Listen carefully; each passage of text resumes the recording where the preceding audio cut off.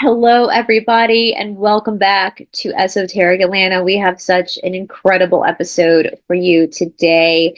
As many of you are familiar with the Son of Sam conspiracy, we know that there are lots of secrets in this case, and there seems to be lots and lots of governmental agencies involved in this cover up.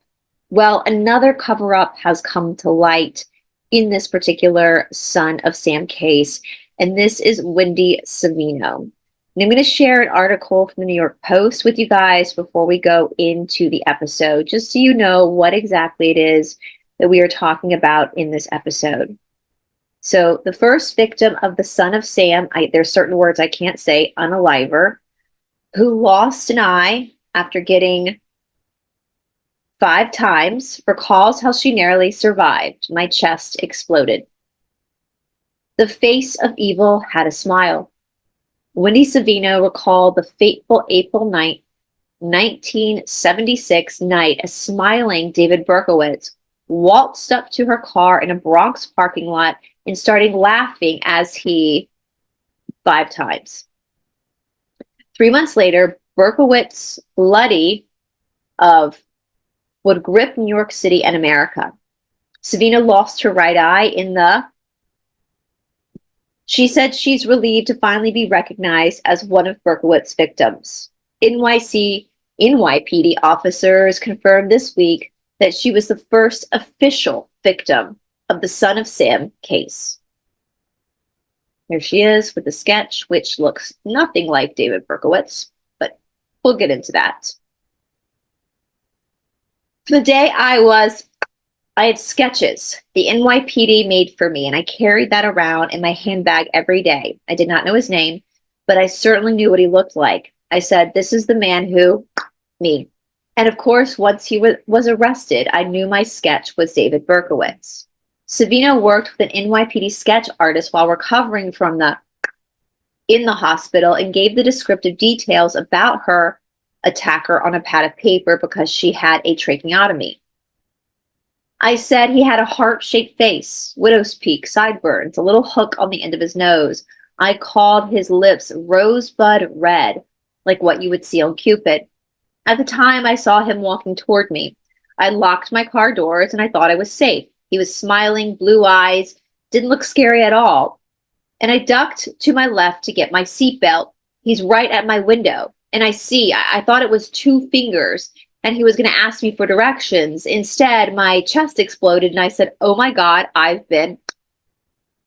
She put up her left arm to shield herself.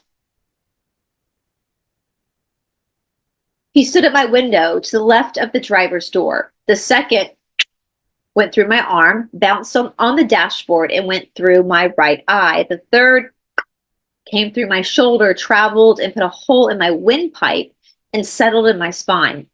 At that point, my head is in the passenger side. It was bucket seats back in a 1976 silver Jaguar. I'm lying there. I've got 8 pieces of glass in my left eye. I have in my right eye, and my chest is like a balloon running out of air. I said, I can't let him get to me before I can get out. So I laid there with my head in the bucket, pretending I was unalived, with my eyes closed, but peeking through the one eye I could still see from. 2 more were fired and hit Savino in the back. I now have 5 in my back, and I'm saying he's going to take my jewelry, but he didn't try. And I said to myself, of course he wants you unalived. Just lay there and hope he goes away before you pass out. When she heard his footsteps receding from my car, she sat up, opened the car door, and rolled out onto the parking lot. It was gravel. I crawled across the parking lot until I found a wall, put my hands on the wall, and I followed it. Then I got to where one would exit the parking lot. I was going to look back to see if I could see him, and I decided that if I did that, I would freeze in fear. Go for it. So I continued around the door. I could not look back. She entered the restaurant's kitchen. All the waiters and everyone just threw their hands in the air and all their pots and pans screaming. So I said, you're not getting anywhere. So I said, you're not getting anywhere here, are you? So I walked directly to the dining room. There was quite a reaction when I walked into the dining room and they threw a white tablecloth over my head. I pulled it off and I said, please don't do that. I can't breathe. A wooden chair was pushed across the floor to her, and I grabbed the back of it, thinking that I know I can't walk. If I walked, I was going to fall down. So I tried to sit myself on the seat of the chair sideways. It didn't work. I grabbed the back of the chair and I fell over to my right, and now I'm laying on the floor, and I was lying there taking off my jewelry, asking the waitress or bartender to please take my jewelry and give it to my husband. Give it to Joe. Joe, she said, I can't believe you're still saying please. Her and her husband back in the day. Through the front door came an NYPD officer. He knelt down at my head and put his fingers in my face. And I said, can I go to sleep, please? I'm so tired. And he put his fingers in my face and just kept saying, you stay with me. The longer you stay with me, the longer you'll be alive. Do not fall asleep. And I give him some credit because all I wanted to do was go to sleep. So anyway, this woman in 1976 was coming out of a restaurant in New York, I believe the Bronx. Her husband was taking one car. She was in another car. We're going to get into this in the episode with pictures. And a man approached her car, smiled at her, and then while she was about to leave the restaurant. Now, there's a lot of stuff around the Wendy Savino case. There's a lot of stuff that happened directly after the 1976 occurrence. While Son of Sam was going on months later, that's when the Son of Sam stuff started. And from the get-go, these two, Son of Sam versus her, very different in the way that they were played out. Now, I have a lot of empathy for Wendy Savino. She is still alive.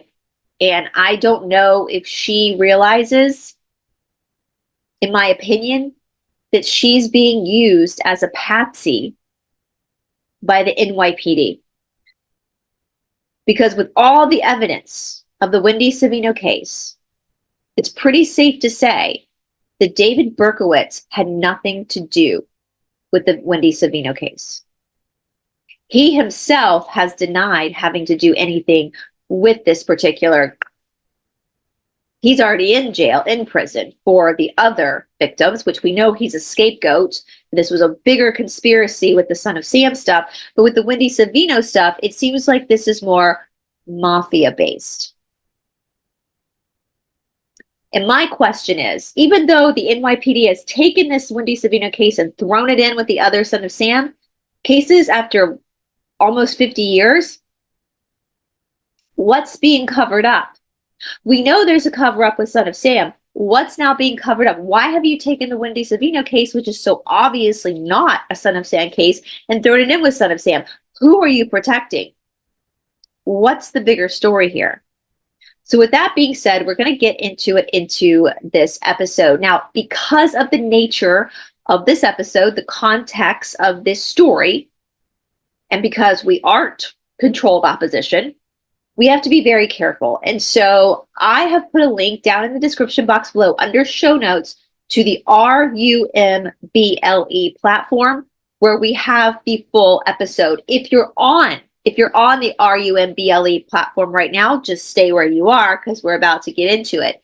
If for some reason, I know people are having trouble with that platform. If for some reason you're having trouble with that platform, please go to the top link in the description box, the Esoteric Academy. Click on that link. There is a free page where we also have a copy of this interview for you to watch. So you've got two different platforms that you can go to watch this full-length episode. We get deep into it.